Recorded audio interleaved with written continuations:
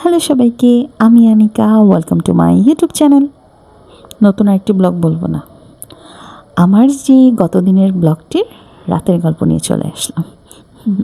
যাই হোক, সেদিন রাতে আমরা যা যা করেছিলাম তাই নিয়ে থাকছে এই ছোট্ট একটা ব্লগ।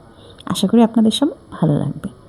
ওর বাবা আসার সময় নাশপাতি নিয়ে এসেছিল, রাতের খাবারও কিন্তু ছিল।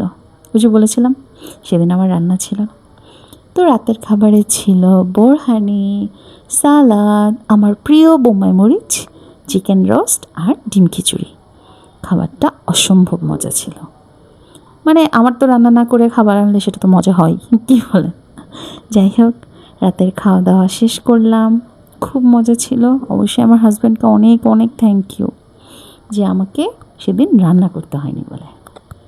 রাতের খাবার দাবার শেষ করে আমি রাতেই সব কাজ শেষ করে রাখি, যাতে সকালবেলা আমার তেমন কোনো কষ্ট না হয়। একদম সব রান্নাঘরটা একদম গুছিয়ে টুছিয়ে তারপরে ঘুমাতে আসি। তো সেদিনও ঠিক সব কিছু করে রান্নাঘর ক্লিন করে ঘুমাতে চলে আসলাম। আশা করি আমার এই ছোট্ট ব্লগটা আপনাদের সবার খুব ভালো লাগবে। যদি ভালো লেগে থাকে অবশ্যই আমার চ্যানেলটিকে সাবস্ক্রাইব করে আমার সাথে থাকবেন। আর তাহলে আজকের মতো এখানেই গুড নাইট। সবাই ভালো থাকবেন। টাটা।